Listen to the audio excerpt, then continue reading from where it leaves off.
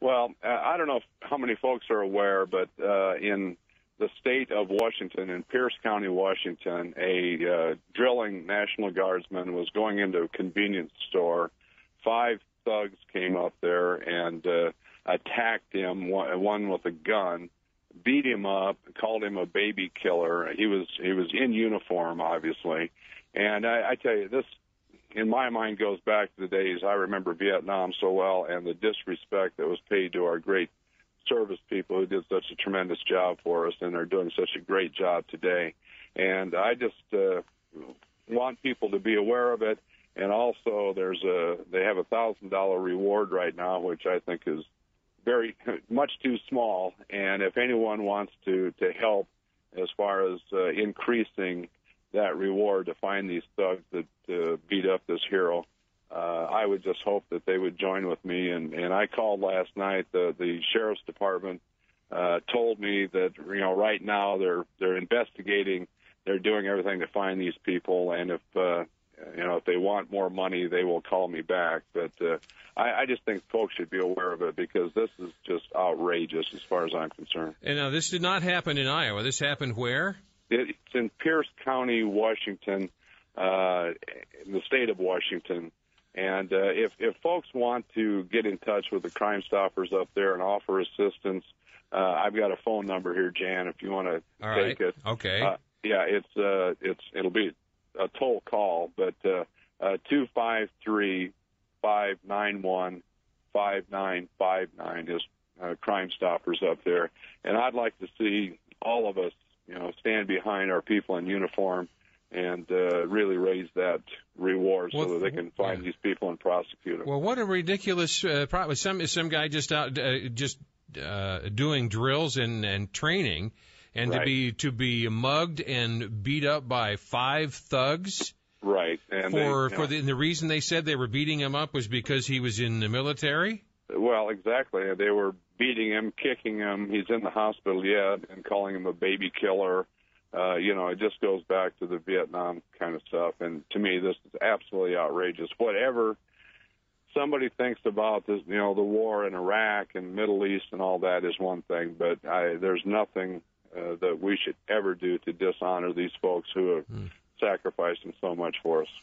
This is the news account. The soldier was walking into a convenience store when a SUV pulled alongside him. The driver asked if he was in the military and if he'd seen any action. The driver got out of the vehicle, displayed a gun, shouted insults at the victim. 4 others exited the vehicle, knocked the soldier down, punching him and kicking him, and calling him a baby killer. Right. And they're offering a reward to which you referred. This is outrageous. Absolutely outrageous behavior. It is. And, again, Jan, whatever anybody thinks about the war, these people are sacrificing so much for our country. They only deserve our thanks, to honor them, to respect them for what they're doing. And this, I just hope that Iowans will step up, let the folks out there know how supportive we are of these people that are doing such a great job for us and people in uniform today. Congressman Latham, thank you for bringing this to our attention. Appreciate it, sir. You bet. Thank you, Jan. You bet. Bye. Isn't that interesting? Huh.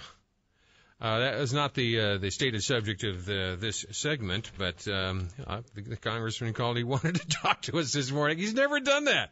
I mean, all the years that I've known the congressman, I never see him so steamed about something. Deb Slutsel, thank you for joining us this morning. You're welcome. Isn't that an amazing story? Yeah. What do you make of that?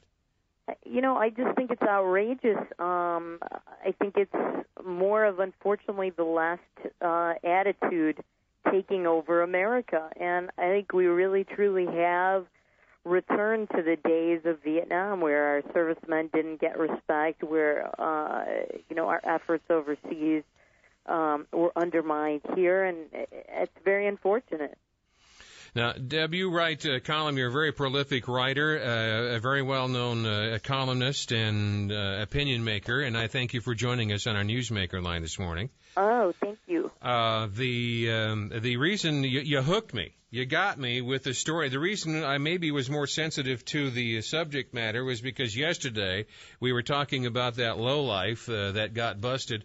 They finally chased down and captured Warren Jeffs, the child molester and kid trafficker.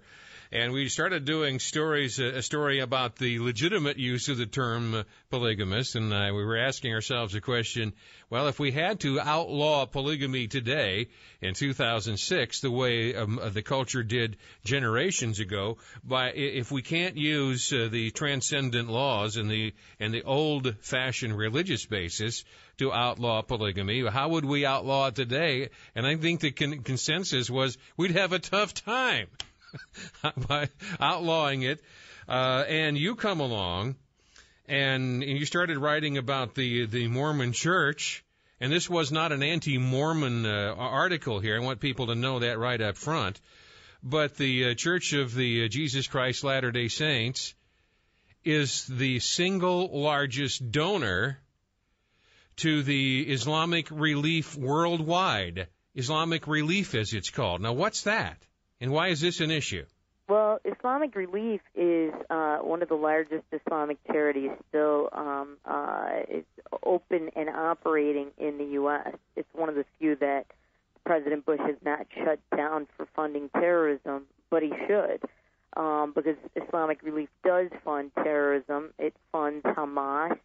The Israeli government deported its leader in the Palestinian territories, because he had Nazi materials on his computer and he was actively laundering money to Hamas.